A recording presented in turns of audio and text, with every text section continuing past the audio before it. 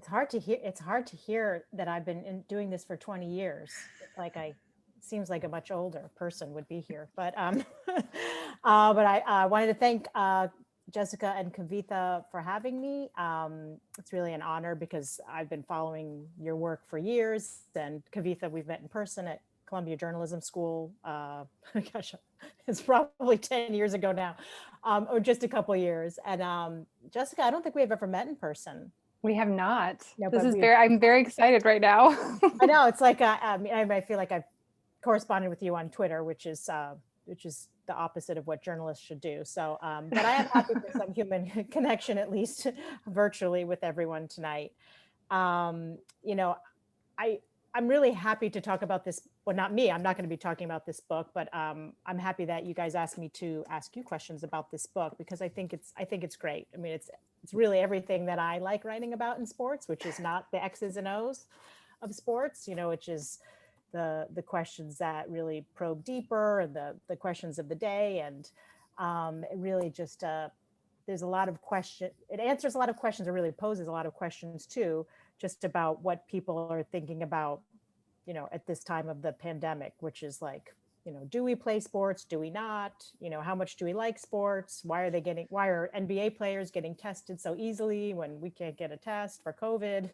And really sports is, I think really almost more than ever is playing more of a prominent role in American society. We were all pretty much stuck in our houses and not able to go to actual sporting events. We could talk about them. What was interesting, I mean, there's hundreds of things that are interesting for me about the book, which really talks about all the moral dilemmas in sports. Every one of them has a chapter, and all of them are incredibly detailed and well researched. And you guys must have been up 24 hours a day for 24 years straight writing it. But I would like to know just how, you know, how you got the idea and why you wanted to spend so much time doing it. Yeah, it's a good question. And as we have figured out, hard to answer because it was a long time ago. We think we know. we think we have worked it out. So at some point, a friend sort of put this idea in my head, the idea that it would be interesting to do a book on like issues that a conscientious sports fan would care about. And it was kind of just sitting in the back of my brain. And then we're pretty sure it was around the Super Bowl, I guess, of 2016, somewhere in there. You get those articles, I know you've seen them, Juliet, that are like, how to survive a Super Bowl party with your boyfriend, or how to talk about football at a Super Bowl party, where clearly it's imagining a female reader who's not at all, doesn't understand sports at all, and is like just having to get through it. And of course, Kavitha and I don't relate to those at all. And in fact, I'm in a relationship, I've been married for a couple decades, to someone who doesn't care at all about sports. And so it's the exact sort of opposite thing in my own family. And we were joking at the time about writing our own sort of snarky response to that, those kinds of posts that crop up every year. And somehow we got from that to this much more serious. We credit University of Texas Press and our wonderful editor, Casey Cottrell, for not only believing deeply in this project the entire time, but also sort of molding it into this final product that is a much more serious endeavor, though we like to think that there's some snark still in there, but we were pretty sure that that was the beginning of thinking through this and thinking through this together. Kavitha, does that sound right? I think it was born out of frustrations that we've had as women in the industry and just as women sports fans. This idea that, you know, you have to survive a Super Bowl party, you need a guide to help you do that this is an obligation because you've got a boyfriend, all of these things that are kind of built in to the fan experience when you aren't what we think of as the prototypical sports fan.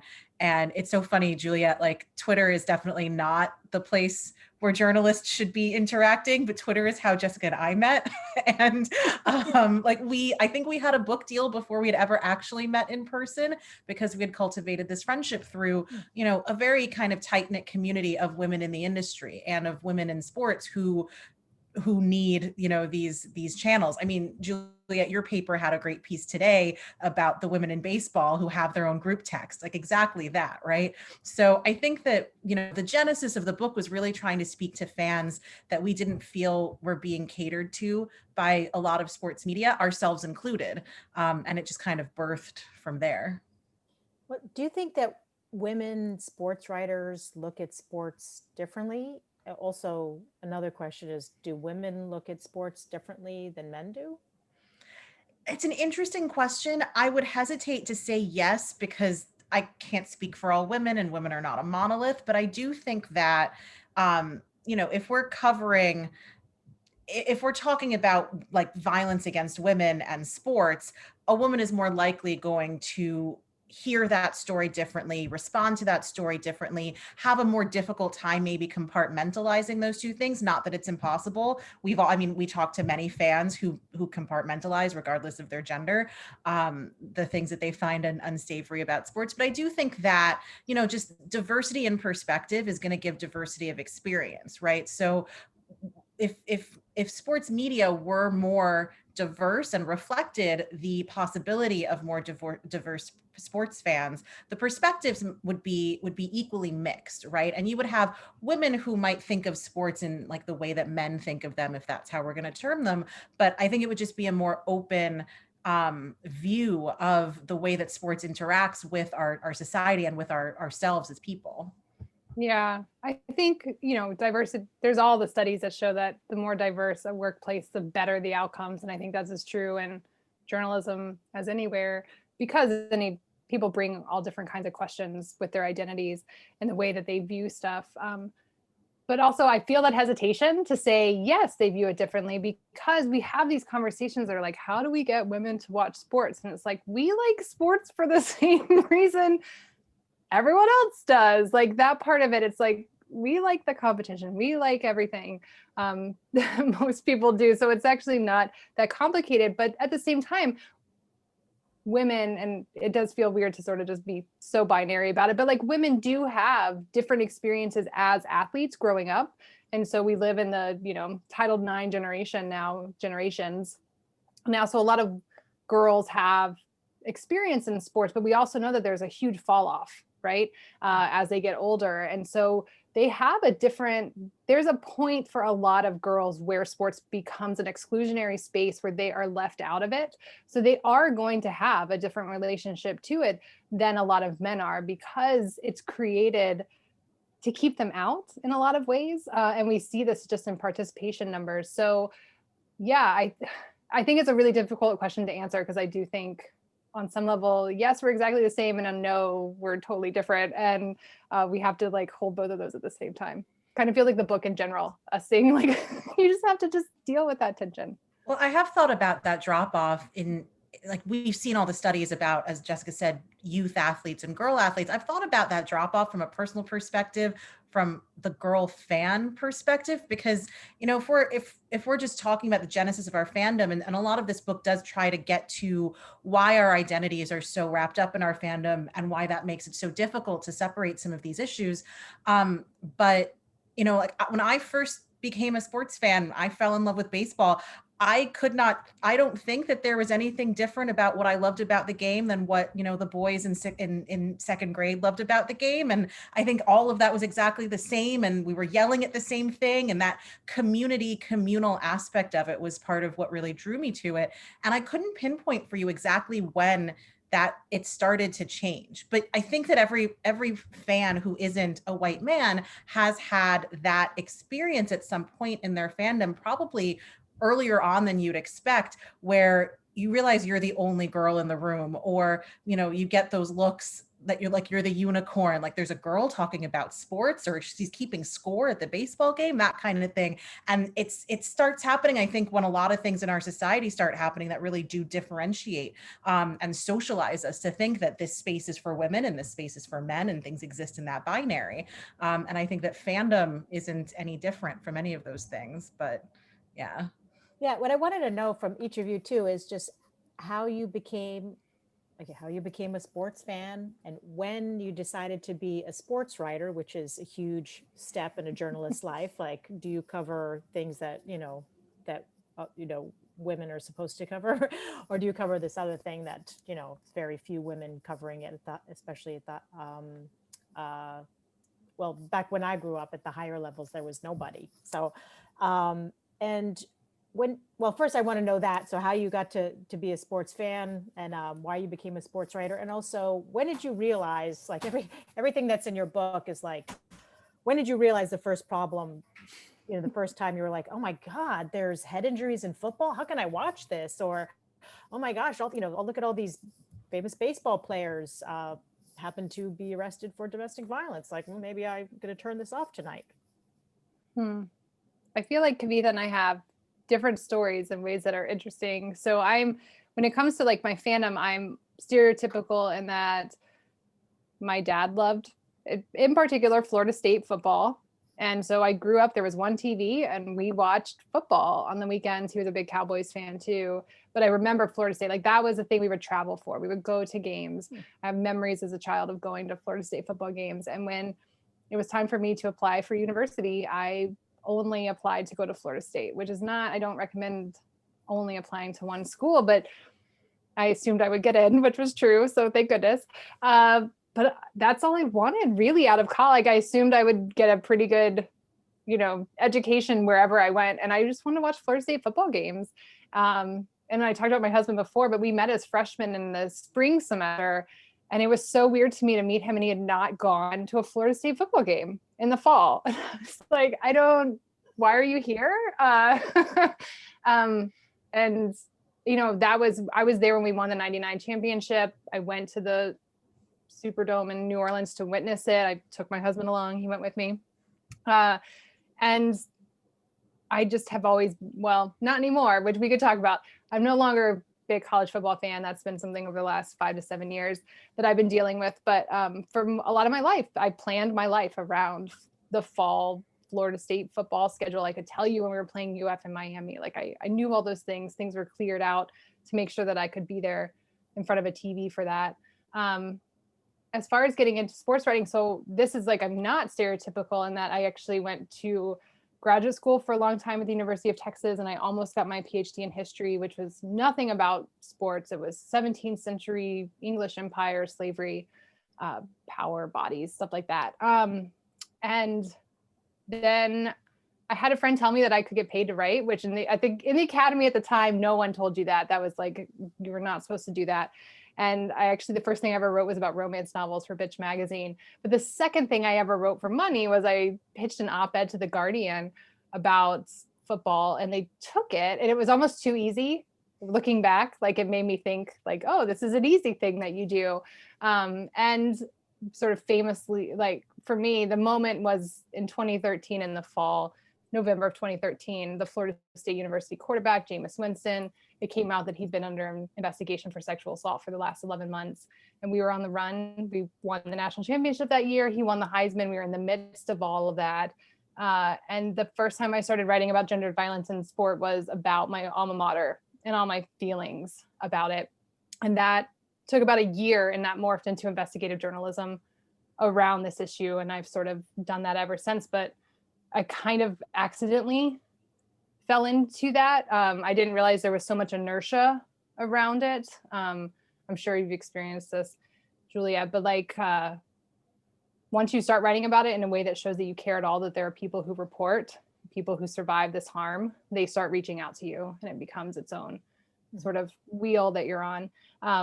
So yeah, that's kind of how I got into it. And I think I kind of feel like maybe 2013 was when I really started to pay attention to the fact that sports weren't all that I thought. I think it's been like the last 7 years of my life where I've really contended with these issues in a serious way that's affected my fandom. I think I knew that stuff existed before. I wrote a little bit about this in my first book I knew like the year that we won the 99 championship, like I knew that team was not great off the field, but I just had excuses for it. I was that sort of typical fan in that way. So I feel like it's been really growth over the last 7 to 10 years in my own life where I've paid attention to this stuff. I became a sports fan pretty young, but like my parents are from India, so my parents did not really have a foundational sports fandom or background, and I didn't really inherit that. But when my parents came here from India in 1981, my mom like fell in love with boxing because Muhammad Ali had visited their hometown in India, and there's a whole story about how he was on the front page of all of the papers in Chennai, and he boxed a local, and it was a whole thing. And there's a romanticism really about boxing that I think translated very well in the early 80s internationally. And then when they came here, my mom also got really into the Knicks and Bernard King, and so I have her to blame for the fact that I'm still a Knicks fan. But my first ever live sporting event, we didn't grow up culturally like with sports. We couldn't afford to go to games. It wasn't something, the idea of spending money to go watch sports was very foreign, like literally foreign to my parents. The first live sporting event that I went to was a class trip in second grade in 1996. It was the home opener at Yankee Stadium, and I shudder to think what those group tickets would cost now. But this was before the Yankees went on a tear of winning a bunch of World Series, and it was just the first time I'd experienced anything like that. I think it was the first time I'd been in a stadium or in an arena for anything. It was the first time, 57,000 people were cheering for the exact same thing. Everyone knew the rituals. Everyone knew the roll call. Everyone knew, it was this incredible communal thing. And especially in New York and the South Bronx, you've got every language being spoken and people who look all kinds of ways and of every kind of race and every age group just coming together with this one thing. And that sound that the old stadium made, I say this a lot, you could feel that sound in like the pit of your stomach. It was this visceral physical thing. And the new stadium doesn't make that sound anymore. It's kind of one of the saddest things. But I feel like I've been chasing that sound ever since then. And when I got to high school, I came from a very traditional Indian family. Mom's a scientist, and I went to a math and science school. I was very good at math, so it was kind of assumed that Kavi would go into science or become a doctor or something like that.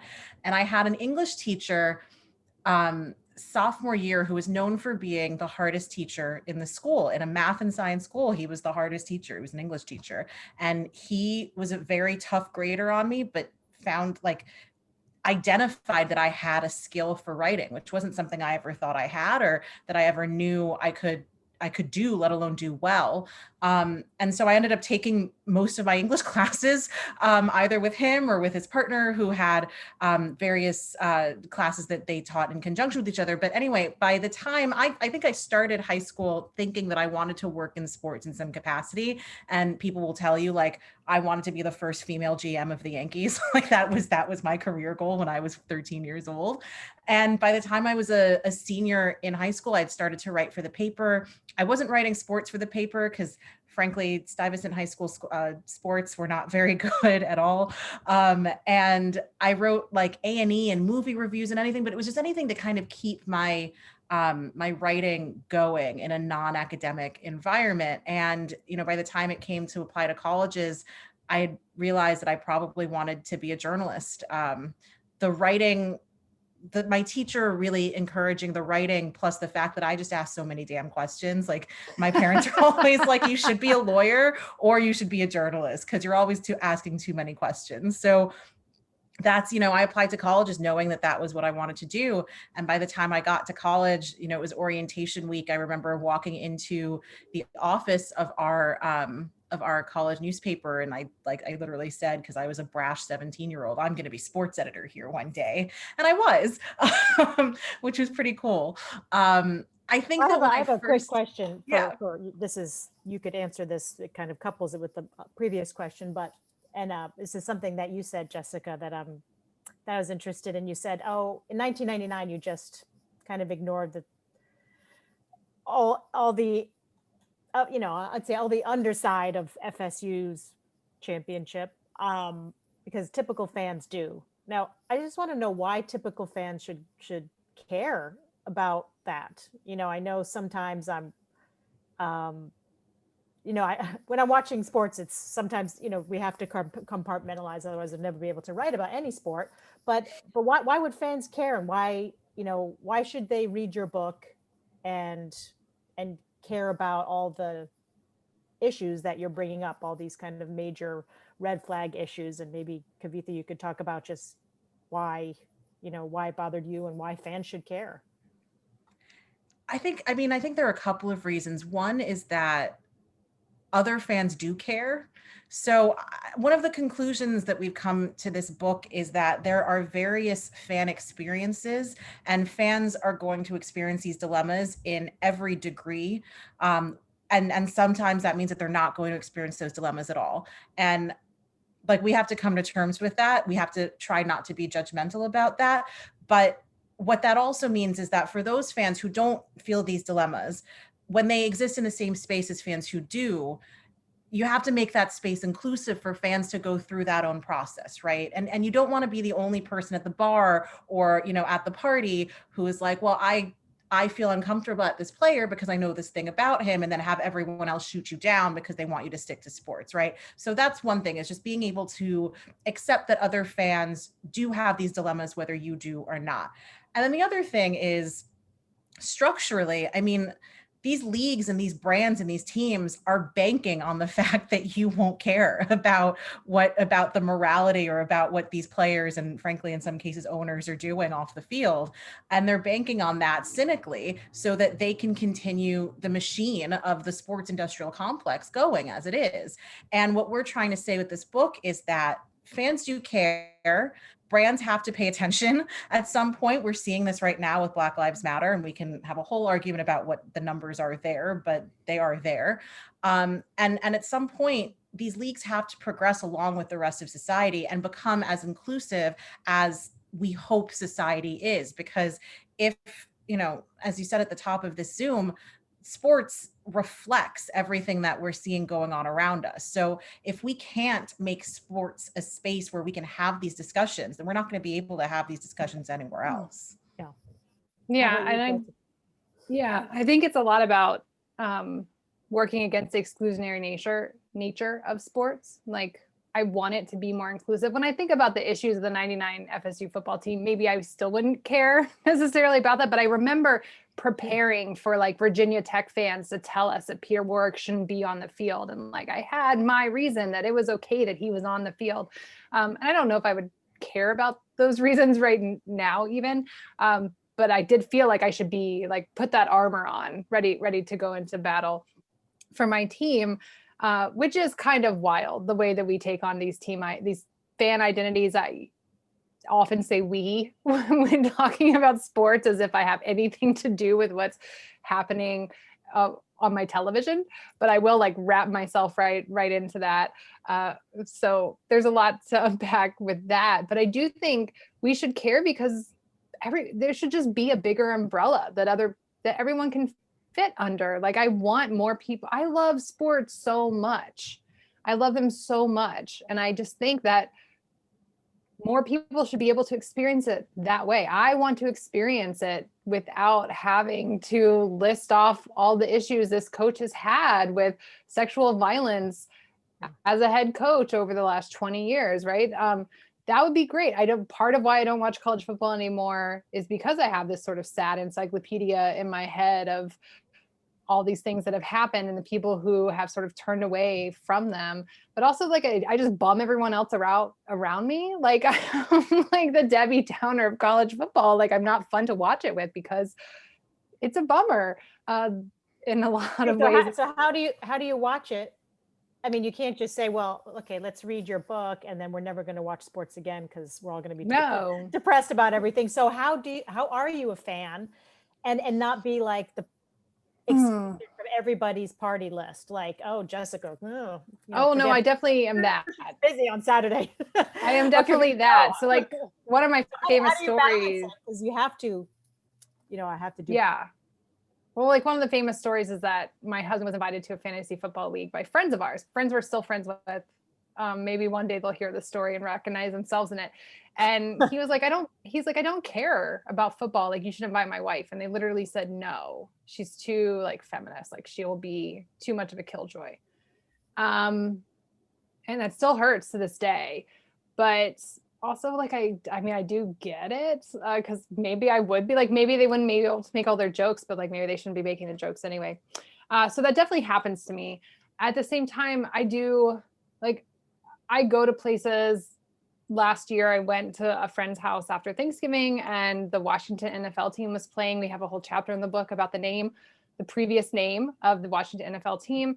I don't like it. I don't say it. I don't, like, that is something that I feel morally we shouldn't be, that's not a word we should all be using, especially white people. And my friends at the party were saying it because it was the team name and they were playing.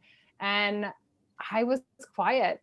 I will admit that, like, it was like, do I ruin this whole party? Do I ruin my son's playing with his friend? Like, how do I bring this up in a way that's not going to just chill everything? And I think I did make a choice, right, in that moment, to compartmentalize and say, this is not the moment that's worth it. My friend who hosted that party has since read the book, which is very interesting to me. But I do think part of it, I think in a lot of ways in pop culture, not just sports, there are issues, right? Like, there are directors of movies or actors in movies or musicians we listen to, and we have issues with all kinds of things around. We have issues with the lyrics that we're literally singing and we still sing along. I think these are choices we're all used to making in pop culture, and sports is just one space where we make those. I think Kavitha said, be kind to yourself. Like, we're all making these choices within a system that presents us with bad choices. And so we're going to sometimes feel bad about it. And there's only so much you can do as an individual. And sometimes you stop. Like, I don't watch college football anymore. And that was just a choice I made a few years ago because I couldn't, for all the gendered violence reasons, I know a lot about that, but also I have trouble with the concussions. I have trouble with the fact that we don't have socialized healthcare in this country, and these guys are out there brutalizing their bodies and their brains, and no one will be there around to take care of them later in life. I don't like that they're not paid. I want these players to be paid for the work that they're doing. And so all of that combined. And so for me, that was the choice, right? Was to no longer play, no longer watch people play college football. So I think we're all just kind of making it up as we go. So yeah, that's a sad story. It reminds me of every time I listen to Michael Jackson now, where I was like, on Halloween we always play we blast Thriller outside the house, our house, so the trick or treaters come, and there's like thousands of them here in Washington D.C. And every time I hear it, I get depressed a little bit. Like, do you listen to Michael Jackson? And I'll think about Michael Jackson, but it's sad. But I've also like I bring up Michael Jackson when we talk about the book a lot. The question comes up about why it seems to be different in sports than it is with other forms of entertainment. It's similar, but it's different, right? So that exactly what you just described, Juliet, is how I feel every time Michael comes on the radio. I love his music. And at the same time, it seems, I don't know if stronger is the word, but we see more reticent to give up our sports fandom or to amend our sports fandom than we do about being open about having that feeling when Michael Jackson comes on. We're just wholesale probably better at or more invested in doing the actual act of compartmentalizing when it comes to sports. And one of the things that, we interviewed a sports psychologist to find out the roots of our identity and our fandom is because of just how early our sports fandom tends to be formed. Probably earlier than our music fandom or music tastes, which also change over time, right? But your sports fandom is something that tends to stay. Like, you don't just evolve from being a fan of the Yankees to being a fan of the Red Sox. And the other thing about that is, I think it has to do with what we consider as a society to be contributions to our society, to be worth it to overlook all of that other stuff, right? I mean, if you bring up, I'm always saying there's a reason that we've canceled Michael Jackson, but nobody's ever canceled Jackson Pollock. And both of these men have been accused of doing pretty terrible things, but it's because the arbiters of culture have decided that Jackson Pollock's contribution to us as a world and as a society supersede whatever he might have done in his personal life. And for lots of reasons, classist and racist reasons, Michael Jackson's contributions might not be considered to be in that same realm. And then if you throw sports in there, sports is considered probably the lowest part of our cultural consumption. So it's easier for people who are not sports fans to look at all the things that are wrong with sports and tell us that we are just totally amoral or we're too dumb to understand all of these things that are going wrong in our industry. And then sports fans get really defensive, and they're not just defenses of themselves and of these things that they love, but of their own identities. And that's what's really hard to parse when it comes to sports, is why that connection just continues to persist. Even though, I mean, like you said, like Jessica said, we don't want people to stop watching sports. We want to continue watching sports. We love these things so much, but we want them to be better because we know that they can be. But I love this psychologist in the book. And I just want to say, it took me to the end to read this quote. And so she made me feel better about myself at the end. Good. And I could tell I was gonna go remind my husband this because he's a huge Notre Dame football fan. She says, it doesn't mean you're an idiot or an immoral person for wanting your team to win, she cautions. So I thought, well, that's good. At least, at least someone's saying, like, we should have this in our mind about all these problems in sports, but, don't feel less than human because you actually want one team to win and you have a Washington football team sweatshirt or whatever. But I think it's interesting just the way people look at sports differently than other parts of our culture. And Kavitha, you said something like it's the lowest part of our culture is sports. I mean, there's probably more sports fans than there are, like, certainly more less Jackson Pollock fans than there are Jacksonville Jaguars fans, although that's kind of a bad there's not many Jacksonville Jaguar fans. But why do you think it's why do you think people kind of look down upon sports fans when it comes to this just being so in love with their team that it blinds them to other things? I mean, I think there's a classism there. Absolutely. Like, when people think of the typical sports fan, they're not thinking of tennis and golf fans, right? They're thinking of football fans, and they're thinking of the masses. The sports being as popular as they are can work against them when it comes to just reputation, especially in academia or in higher in higher ed and higher class aspects of our culture, right? At the same time, I think that you could argue you don't need to be particularly educated in order to understand sports. That's one of the beautiful things about sports, is that you don't need to learn music theory to understand everything that a sport can give you. At the same time, you have to really study baseball to get everything out of baseball. It's not just, so I think that it's misunderstood. Like, I would never portray it that way, but it was actually, there was a class that I took between my freshman and sophomore years of college called The Socio-Historical Foundations of American Sport.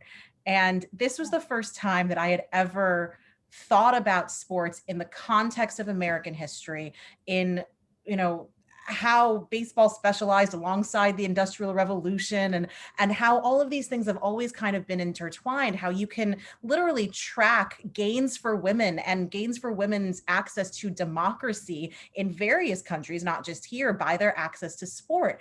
And there has to be a reason, right? This can't, like, these things don't just correlate. So the idea that, I mean, I'm sure that you've heard, Juliet, and definitely Jessica, you could be writing about something more important, right? I mean, I feel like a ton of sports writers get told that we could be writing about something more important.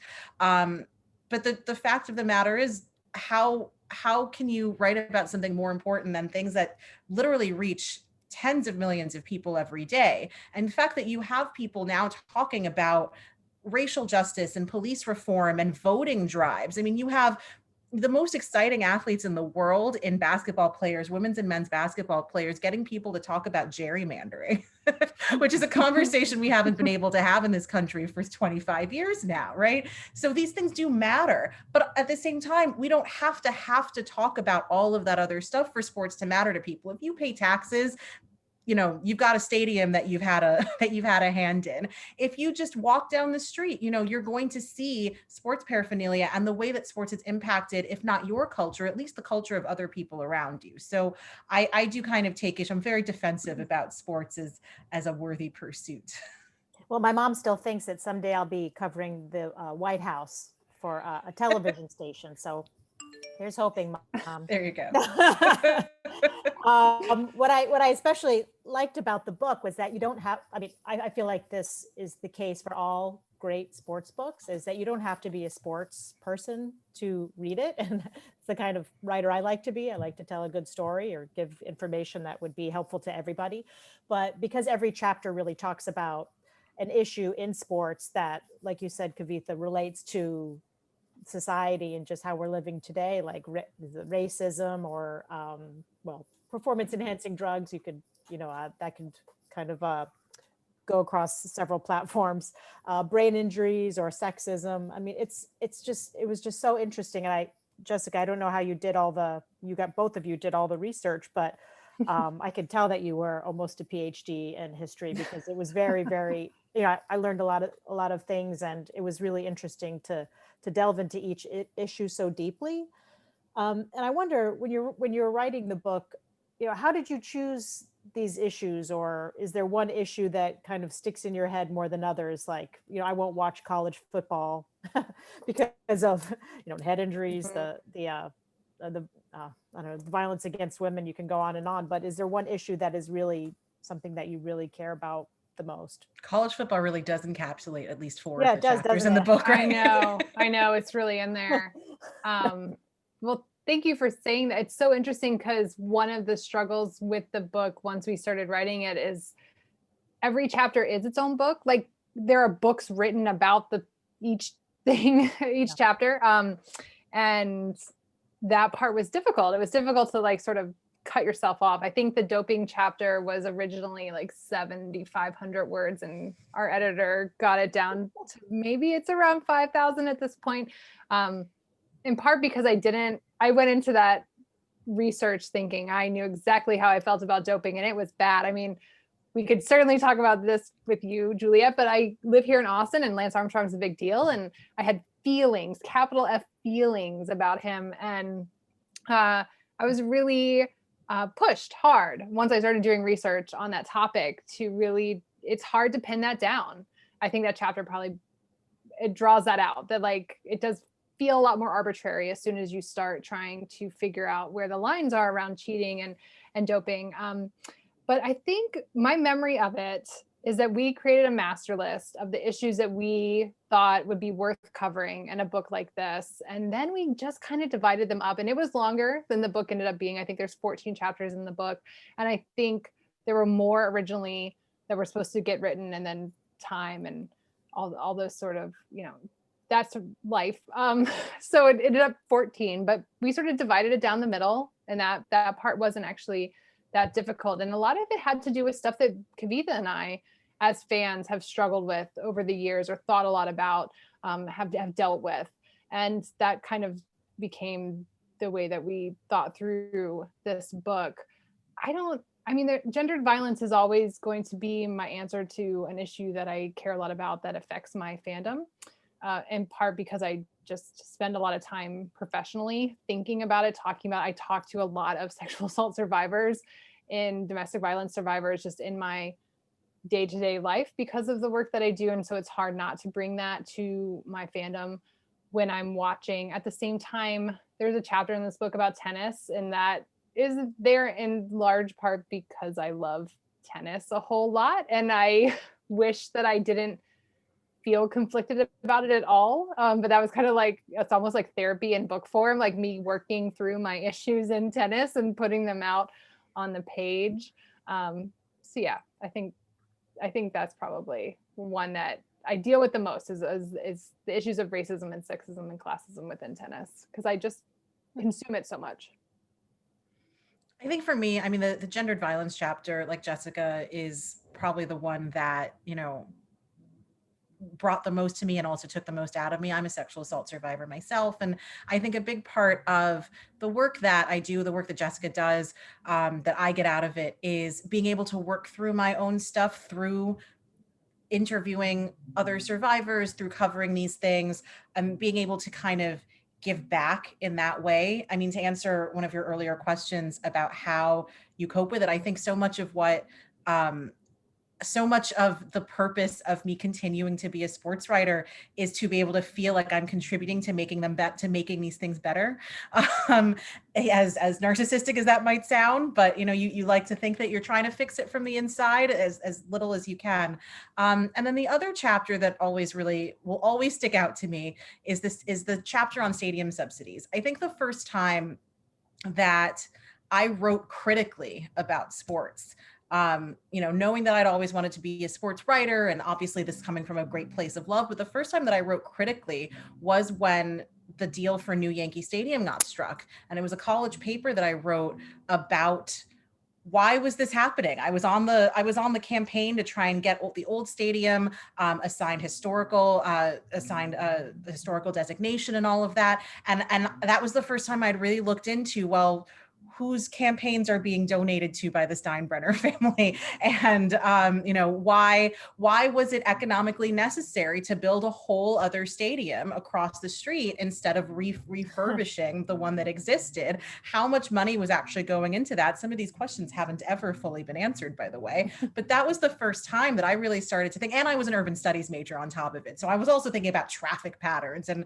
about urban decay and not revitalizing these neighborhoods, especially in the South Bronx, and all of that. And then when I started to look into it more deeply, and especially when I worked for Bloomberg, I did a lot of work on this particular part of the business. I saw that these were patterns. These weren't things that were in any way unique to New York or baseball stadiums. And this was what was happening all over. And the emotional threat of your team leaving was such a manipulative tactic that has been used for decades, frankly, to be able to squeeze taxpayer dollars. And so that's just an issue that I just have at my core that I will always be mad about. And that's one that now has professionally become something that I write about in a very professional and journalistic way, but was very much born of me not wanting to lose my home stadium. I understand that emotional connection to that place. What do you think about the timing of this book? Just considering we're all inside and what's going on in sports these days.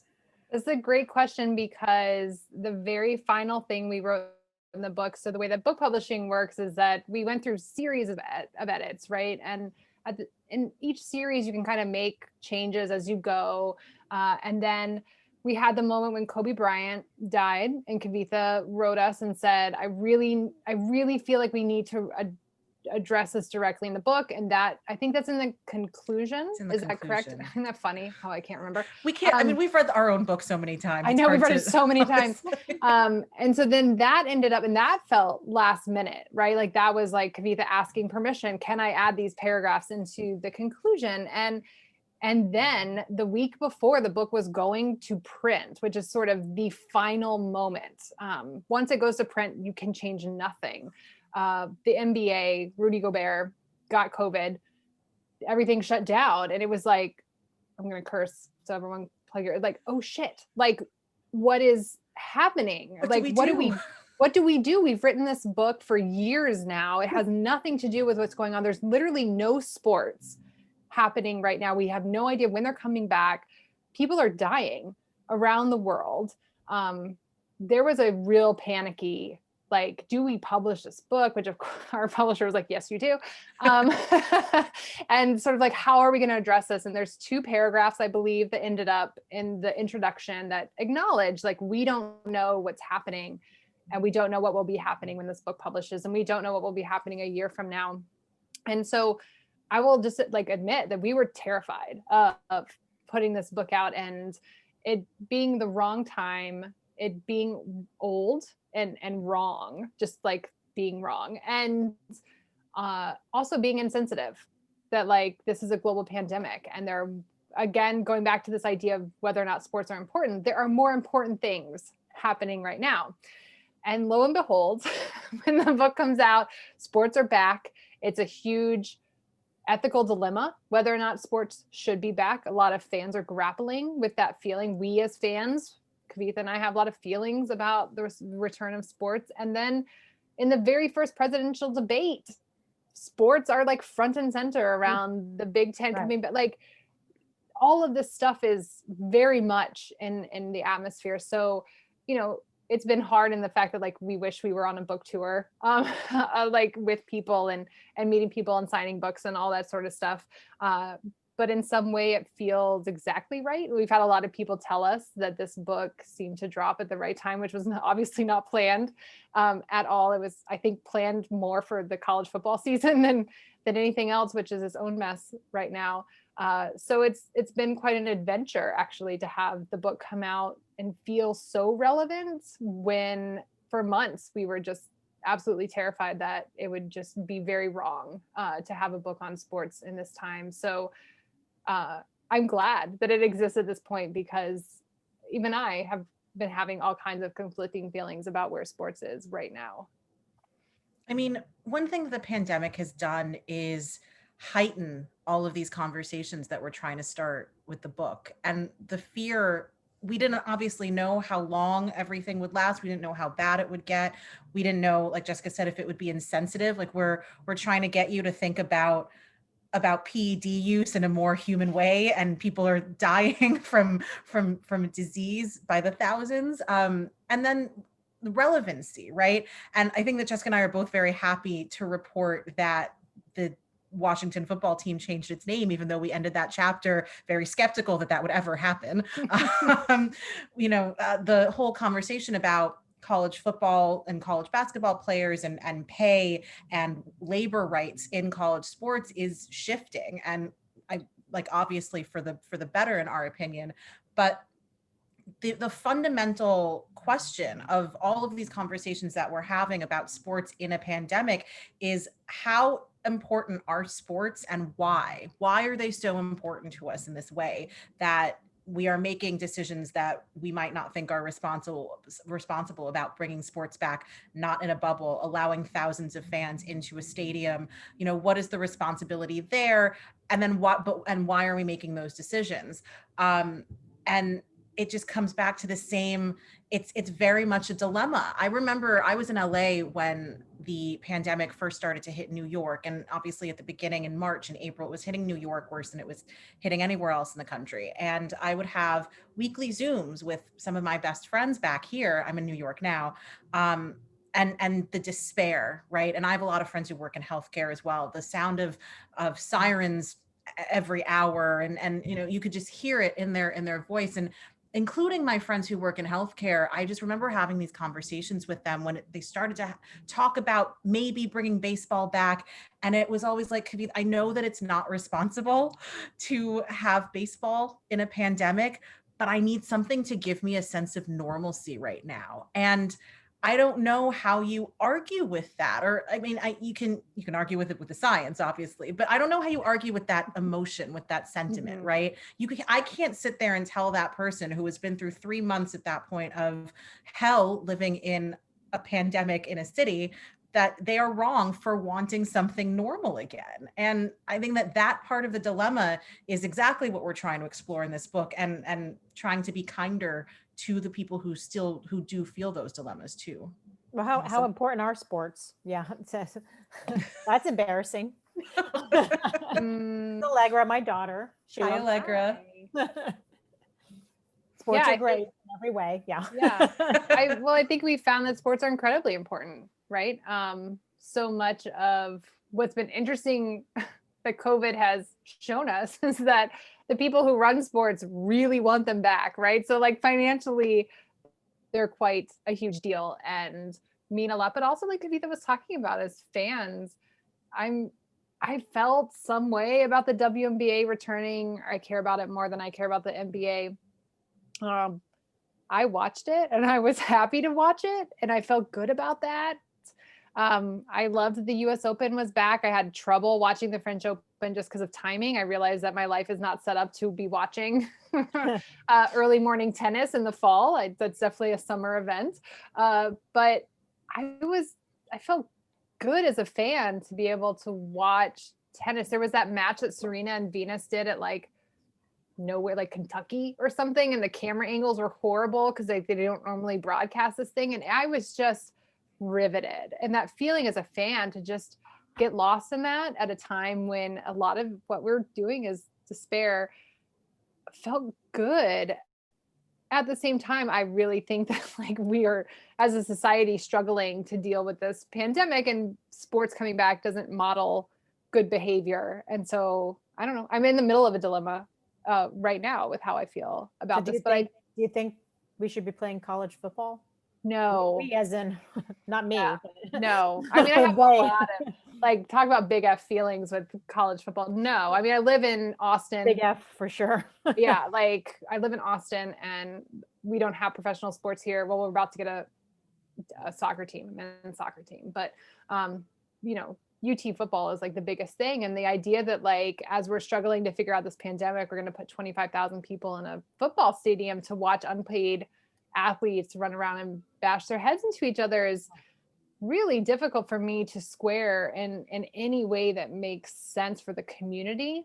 And I don't think college football should be back. I don't, it's been a mess. And everything that happened with the University of Florida in the last week has, you know, I still have like, as much as I don't watch college football, I still have that Florida State part of me that like when UF was, when Dan Mullen was out there saying they should pack the swamp with 90,000 people because the governor said that was okay.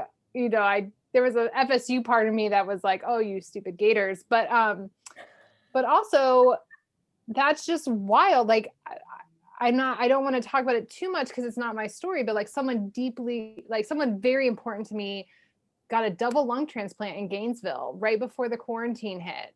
And I keep thinking like, they're fine now and doing great. But like there are other double lung transplant people living in Gainesville and they're there because the university has a hospital and it's a good hospital. And so what does that mean that you have a football coach saying that like 90,000 people should show up for a football game? And then of course they all got COVID. The team itself got COVID and they had to cancel, including the coach himself.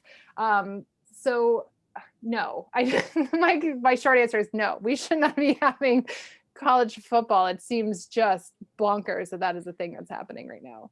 I mean, when it comes to our priorities, I mean, I think it's been very well established on this Zoom how much I love baseball. But, you know, when they decided not to play baseball in a bubble, governors, including the governor of my state in New York, Andrew Cuomo, had to make decisions to give sports an exception to be able to play. The New York currently has a bunch of states on a quarantine list that if you enter from those states, you have a 14-day mandatory minimum quarantine. And Governor Cuomo basically said, those don't apply if you're coming to play the Yankees or the Mets. And that's ridiculous, right? Like, that's just ridiculous. We can objectively believe that making that exception, listen, he made the exception for people coming in for the VMAs as well. So this is not actually unique to sports. Yeah, that went undercovered, I'm going to say. Yeah. Wow. But college football thing, I mean, as Jessica's like, it's not safe. It's not in a bubble, but these are also unpaid workers. These are not adults who are being paid, who are being able to make decisions based on, you know, their own agency, really. You know, they're still trying to put tape in front of scouts because they've lost a whole off season to do that. They're trying to make it to the pros in a sport that, you know, they've got a 2% chance of doing. They don't have a union. They don't have a union. And one of the things that we have learned, as Jessica said, in this whole pandemic is obviously how important sports are financially to people, but how important these athletes are. Like we never think of these athletes as workers. And one of the things that we're really trying to get across in the book is that these athletes are a labor force, whether they're in college or in the pros, but that the value of their labor is so great that states have to change their own rules for everyone else to bring sports back, or that schools have to make all kinds of weird concessions. There are coaches right now, if you know, you get some of them to talk off the record, there are coaches right now who are trying to set up basically their own bubbles for their kids to practice, you know, away from other students. There's a reason that we're going through all of this. It's because the value of this labor force is so great to these people who are frankly exploiting them. And that's something that hopefully is being exposed even more on the college ranks here. But yeah, and then even if you look at the leagues that have done this successfully, we look at the WNBA and the NWSL with the Challenge Cup and the NBA bubble, you know, these bubbles were so successful, the NHL bubbles as well. they were so successful in what they set out to do. But then what resources were they taking away from the general population? I don't think that we're going to have a proper answer to that question, because on the one hand, the lab in Orlando that was processing NBA tests was the same lab that was having 12 to 19 day delays getting civilians their tests back. And on the other hand, the NBA has put in millions of dollars into developing new tests and trying to develop new research around this. So but the other thing that the NBA bubble does for me is it shows that there was some kind of solution possible. There was a path forward that as a country we could have taken. I don't know what separate bubbles in our own towns would look like, but that there was a way to do this. And it just took a lot of money, and it took a little bit of competency and leadership. And that's kind of exposed. Sports has really helped expose the ways that we're not doing this right as a country. Okay, I have a couple of questions for you. It feels like the NBA's 2020 bubble execution and politics matches their track record. The NFL, on the other hand, has really changed tack dramatically. Do you think, this is a great question, do you think there's actual substance in how serious the NFL is taking both racial justice issues and COVID safety? Great question. Yeah, right. I mean, like on some level you can say yes, because it's all about whether or not they view their players as important and as individuals and as people in this world, right? And worth protecting. And Louisa Thomas was on Hang Up and Listen recently, and they were talking about the NBA versus NFL bubbles. And she made this great point that part of it is that the that the NBA could create a bubble. They have teams small enough that like you can actually physically create a bubble. NFL just is too big. Like that's just not a possibility. But at the same time, the NBA also has a culture where everyone got on board. Like, this is going to be hard. I mean, one thing that we've now learned about these bubbles is they were mentally exhausting for these players. Like, these are not sustainable solutions long term, but that in general, there were some exceptions. Some people went to some strip clubs, some people went and got their food, like whatever. But like in general, they all bought in, and it doesn't feel like that's happening on the NFL level, right? Like the culture is different, that like your team shuts down and then you just thwart that and go have a practice somewhere else because like you're not all in it together. Like it does feel that there is, and Louisa was better at this than I will ever be, in explaining the difference here, but there's something about it. And I think that's right to connect those things, like to see how the league has responded to issues around racial justice and how they've responded to COVID in general, does say something about how they imagine their players as people in the world. And the NFL is often we find them wanting in a lot of ways. I mean, the NFL has always treated its athletes for the most part as disposable. I mean, the average NFL career is less than 4 years. It's very much a, make it until you get injured and then, good luck to you kind of culture. Versus the players league, right? NBA is a players league. It's a players league. And part of that is absolutely cultural. Part of that is due to the relationship between Michelle Roberts, the head of the union, and Adam Silver, the commissioner. And part of that, frankly, is also built into it. I mean, the NBA is just a star-driven league. It is a 5-man on the court at one time game. And if you lose one of those people, that's going to really, really impact the success of your team. So you can't think of your players as disposable in the way that you can on a 53-man roster. And then it's just this whole, like the way that the NFL props up toughness and, and gladiator mentality, really. I know that phrase is thrown around a lot, but it really is true. When you have, people who are testing positive as a team, and then as soon as they get 2 or 3 negative tests, they go right back to practice. And then you've got players on the Titans who are using that as adversity in some way, that they didn't create that on their own, that they're saying, people talked all kinds of stuff about us and we still overcame that. Like that is very much the mentality that you have in the NFL. And the NBA has always kind of been a little bit more progressive and labor friendly than the NFL has. So. Oh, okay. Another question. What do you think about the Olympics and sponsorships, along with the related labor forces and ancillary employees? that could be a whole Yeah. 2-hour conversation. But what do you think about? I mean, it's a great question. There is a chapter in the book dedicated to mega events, which are basically the Olympics and the World Cup. And man, I don't know if there's a better example of my dilemma as a fan. I think once you start to see the actual impact that Olympics have on the countries and especially the cities that they go into, like they're a problem and they're not good. Housing displacement, the corruption around money, how much money gets funneled through the Olympics into other people's pockets. And then the huge one, I think that I really just can't get over is the militarization of the police force. They're bringing in army kind of equipment that never goes away, right? In order to secure these places against terrorism. But then they ultimately get used against the local population. And those are, I don't know how to reckon any of that as a fan. Like I can't argue against that in any real way. At the same time, there's my but. I'm going to say but after I said all that. As we talk about in the chapter, the Olympics are a huge deal, especially for sports that don't have another platform. And there's plenty of men's sports for which that's true, but especially women's sports, right? Like there are direct ties between how well women do at the Olympics or the World Cup with getting funding that sustains that sport within their country for a long time. And I love the Olympics. I love the World Cup. I went to France last year. I got to see the women play in person. I don't want them to go away, but I also I'm not going to sit here and justify its existence because I can't. Like I don't feel like you can justify them. What we would have to figure out what to do with all the sports that don't get any other platform like that. We can't just let them fall away. That would be horrific in its own way.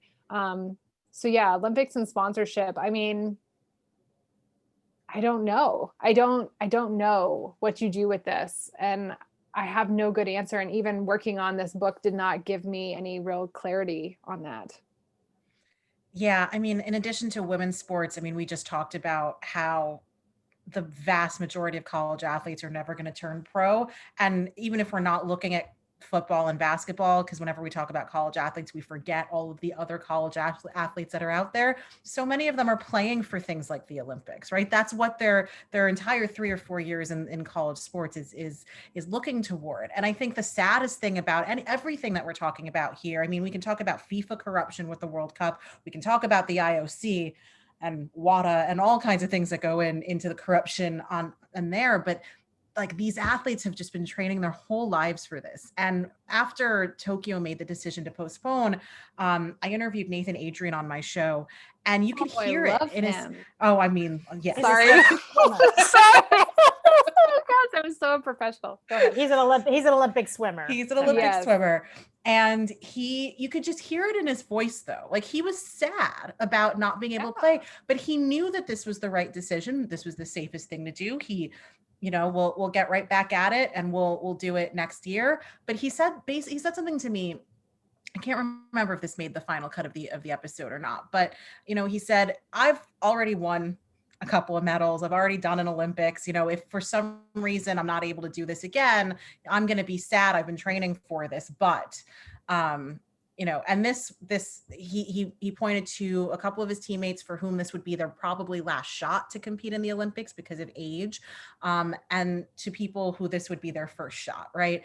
And we just have to keep those people in mind whenever we're talking about events like this and about the issues here. When it comes to sponsorship, I mean, I'm only half joking when I'm like, how can the Olympics get the same pandemic insurance that Wimbledon and the British Open had? Because that's a pretty sweet insurance deal that they had there. And I don't know what the answer to that is, but again, that just goes back to tell you how much money there is and how much money they stand to lose in things like this. And so maybe we should try and figure out all the other non-pandemic stuff so that when something like this that's catastrophic hits, we can at least be somewhat prepared for the stuff we can't plan for. Right, because there's a lot of athletes suffering because this was supposed to be a big year for sponsorship for them. Yeah, and if we had, you know, a better system of youth sports, if we had a better system, frankly, of just amateur sports, that could support outside of the U.S. Olympic committees and you know, your local like USA hockey or gymnastics or swimming organizations, then maybe we'd have a little bit more of a safety net for these athletes who have seen their entire training regimens put on hold for a year now. Yeah, I mean, that's a hard issue. I think I've covered 10 Olympics. I mean, I can't believe it. I feel like like I said, I feel like I'm 20. I don't know how this happened, but you know, it's hard because there's a lot of athletes, like you said, who are suffering, but in the grand scheme of things, a lot of people are missing out on a lot of things, including, I must say, sorry that my daughter popped in here, but she's been in front of this in front of the computer all day, distance learning. So she gave up and broke in, even though there's a big sign on the door that says "Do not enter at your own risk." But She was welcome.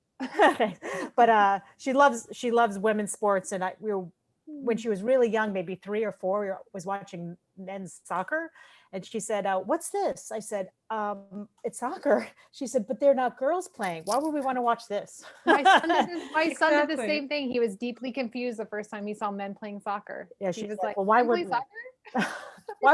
why would girls want to watch boys soccer?" I was like, Yeah. "I like you. I'll keep you." So anyway, for timing wise, like I said, I think even though you guys had a lot of worries for the book, which I think that it's perfect timing. People have more time to read these days. The issues are important. Sports has given us a lot of things to think about in the bigger picture of just watching game after game in person and on television. I think it's perfect timing, and it really provides a lot of in-depth information and important things that everybody needs to know, not only sports fans. So thank you. I really appreciate you writing it. And I know it took a lot of time, so I appreciate that you survived the process. Well, thank you so much. Thank you, Juliet. You're Thank welcome. you to Juliet and Jessica and Kavitha. This was so wonderful. Reminder to buy the book. Great audience. And thanks so much. Thank you. Thank you, Thank you. everybody.